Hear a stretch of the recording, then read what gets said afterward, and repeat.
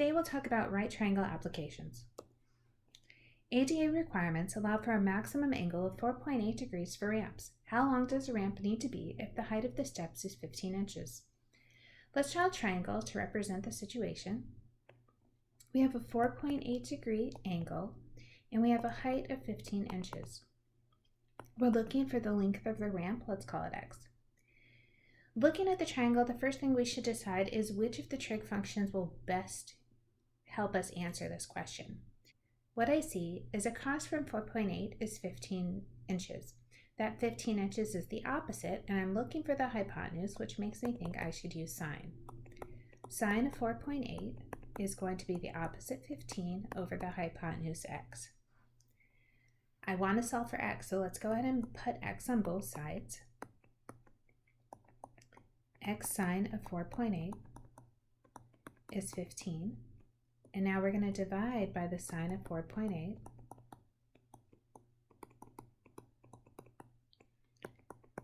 This says x is 15 divided by the sine of 4.8.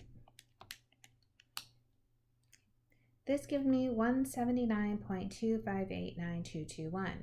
Before I write down the answer, I want to go back and look at the degrees I was given, which is 4.8. That's one decimal place. It says give 3 significant digits in the answer. So the 179.258, I'm going to make 179 inches.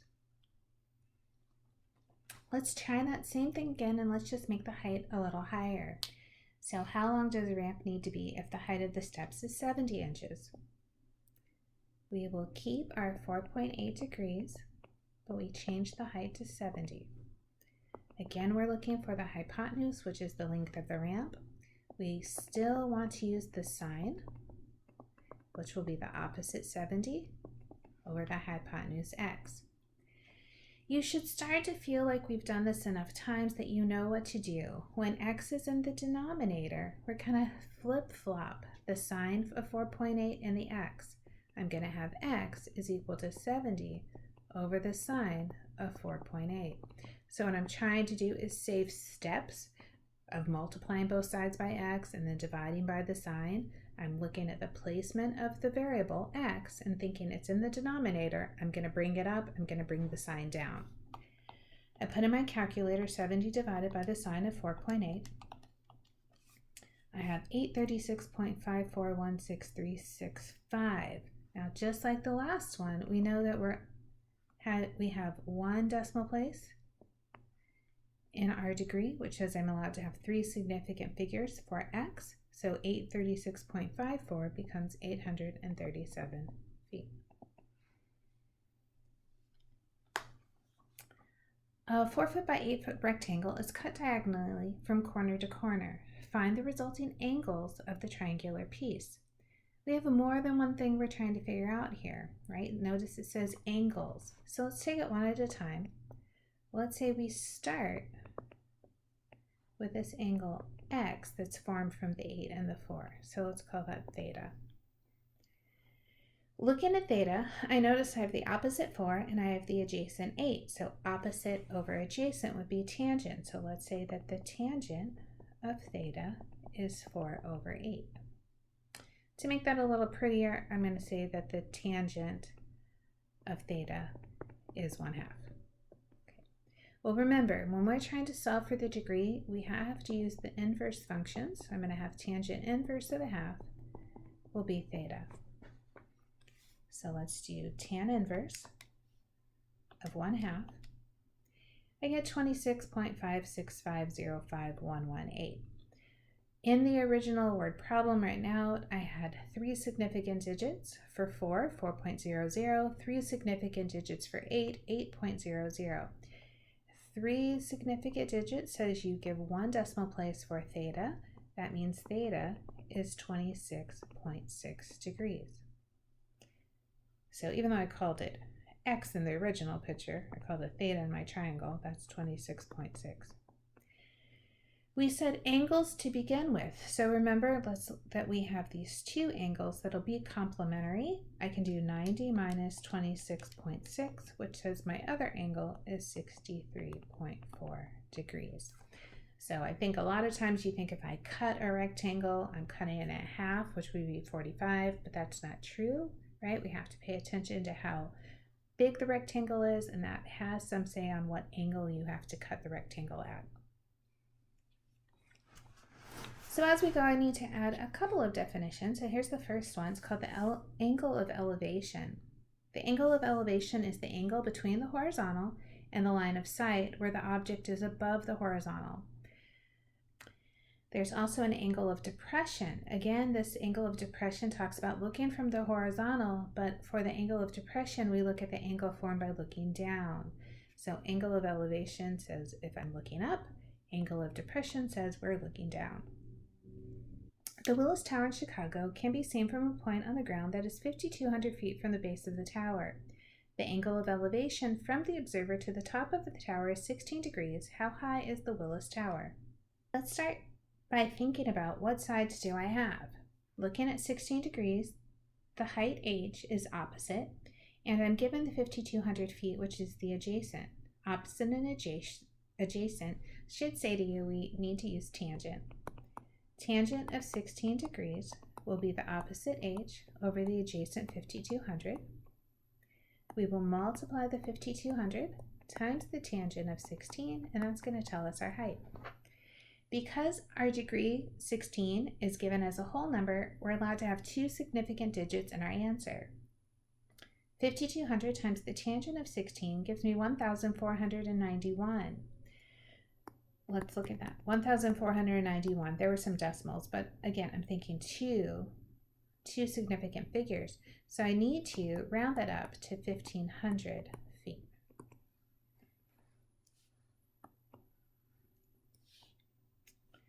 To get a good view of a person in front of a teller's window, it is determined that a surveillance camera at a bank should be directed at a point 15.5 feet to the right and 6.7 feet below the camera.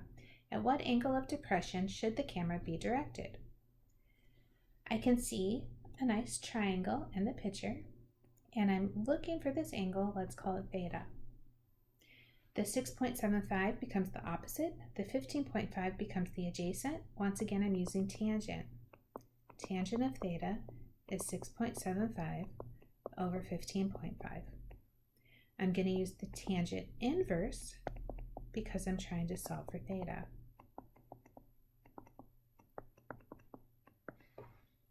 Both of the measurements, 15.5 and 6.75, are three significant digits, so remember we're going to give one decimal place for our degree. Tan inverse of 6.75 divided by 15.5 is 23.5323. So we said we could give one decimal place, which is 23.5 degrees.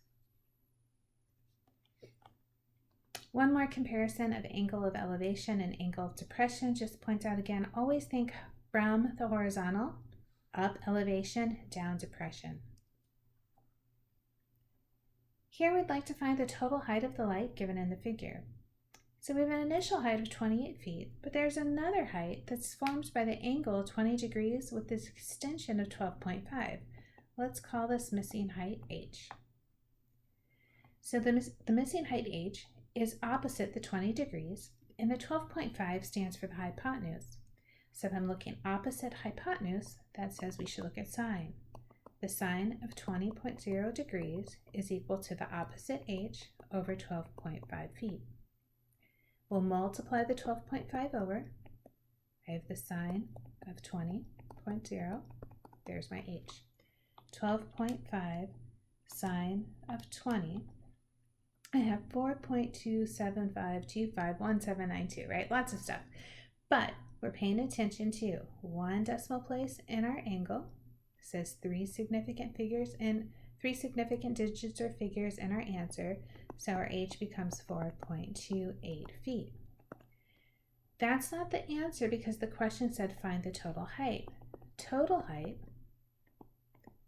we need to remember to use the 28 feet for the first part of the light, add the 4.28 to that, so we get 32.28 total feet. An airplane is flying at a height of 2 miles above level ground. the angle of depression from the plane to the foot of a tree is 15 degrees. What is the distance the plane must fly to be directly above a tree? So the tree I can kind of draw. So here's my tree. It's on the ground. And there's this angle of depression. I'm just going to write the word plane because I won't be able to draw it well. But we're going to say this is 15 degrees. We know the height of the plane is 2 miles, and that's not going to change as the plane is going. And actually it doesn't say 2.0 miles, it says 2 miles. So let's put just 2 miles on there. What we want to know is how far the plane has to go before it's directly over the tree. So let's say that's x. The 2 mile height represents the opposite of the 15 degrees. So opposite, but then I have to also think about the x. X is adjacent. Opposite adjacent says let's look at tangent. So tangent of 15 degrees will be the opposite 2 over the adjacent x. Remember I talked about the flip-flop? When x is in the bottom, I want to flip it with what's on the other side. X is going to be 2 over the tangent of 15. So 2 divided by tangent of 15 says x equals, it says 7.464. Let's see what it says originally. I have a whole number for my angle, which says give 2 significant figures. That says 7.46 will become 7.5. Remember, this is miles because our height was given in miles. The angle between the top of a building and a point 80 feet away from the base on level ground is 70 degrees. How tall is the building? I have a building. We have some point, let's call it like a star, and we say that's 80 feet away. And it says the angle between the top of the building and the point from the base, so I'm looking up at the building, and that forms a 70-degree angle. So they're having to look quite far up to see the top of this building. We want to know how tall h is the building. When I'm looking, h is across, so that's opposite of the 70 degrees, and I have 80 feet, which is the adjacent. Tangent of 70 is the height over 80. Multiply the 80, so I have 80 tangent of 70, that will give me h. 80 tangent of 70 is 219.7981936. I had a whole number for my degree. I'm supposed to give 2 significant figures for my answer. These are 2 significant figures. I'm looking at the 2-1. The 9 beside it says round up, so my height would be 220 feet.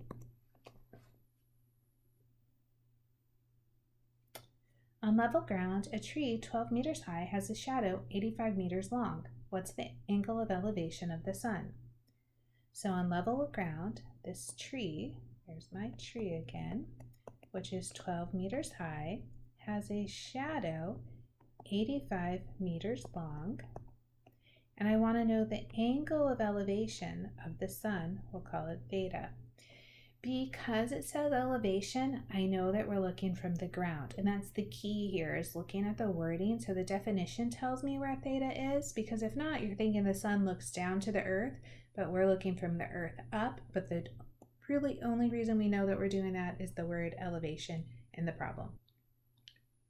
I want to use tangent to use the opposite over the adjacent. So the tangent of theta is 12.0 over 85.0.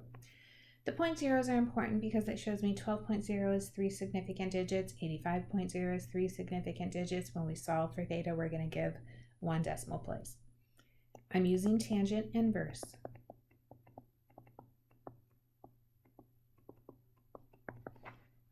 I have tan inverse of 12 divided by 85.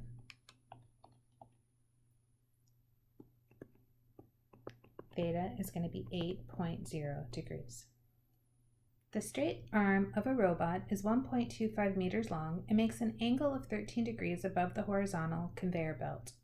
How high above the belt is the end of the arm? So I have this nice little picture that shows the arm of the robot, the 13 degrees that it is able to move, and the belt that it works on. So we want to know this missing height. I'm going to call it x. The 1.25 is the hypotenuse. I'm looking for the opposite x. I should use sine. Sine of 13 degrees will be the opposite x over 1.25. Take the 1.25, multiplying this by the sine of 13 degrees, that'll give me x. 1.25 sine of 13, I have 0.28118888179. What do I care about? 13.0 is one decimal place. It says I give 3 significant figures. That's 0.281 meters. A bullet was fired such that it just grazed the top of a table.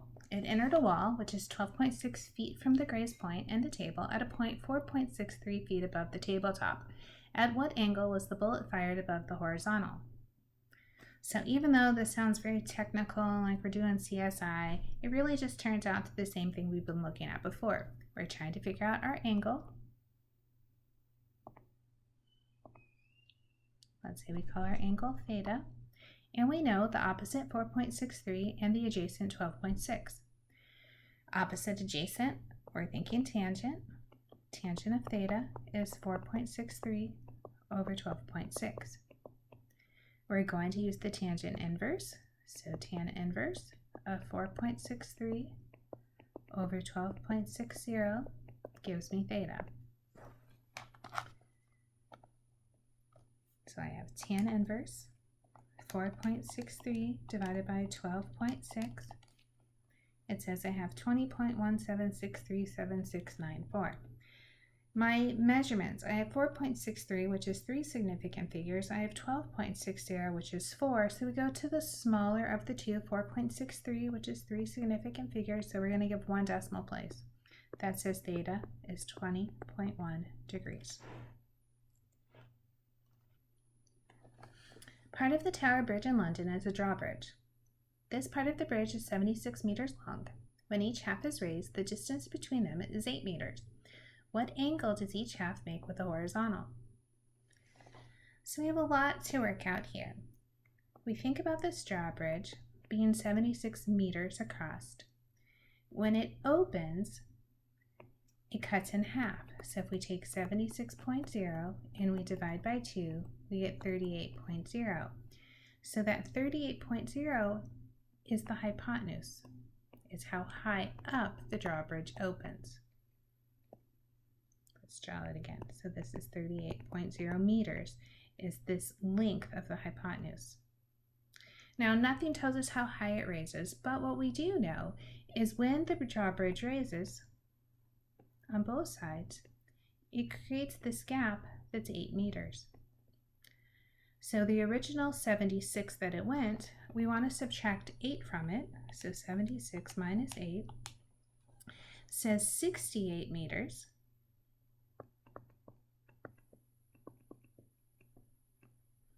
Is what's left on the ground. So this 8 is gone. So I have 68 meters left that's on the base level that's created from this being open. This 68 divided by 2 is 34 meters. So that becomes the base of my triangle. So if I looked here, this is 34 with 38. Same thing over here. This is 34 with 38, 34. There's that 8 in the middle so that the total distance is 76. Now that I have the hypotenuse and I have the base of 34, I can look for theta, which is the angle of elevation. Think about what we have. We have the adjacent 34. We have the hypotenuse 38, which says we should use cosine. So let's take the cosine of theta will be 34.0 over 38.0. We're going to do cosine inverse.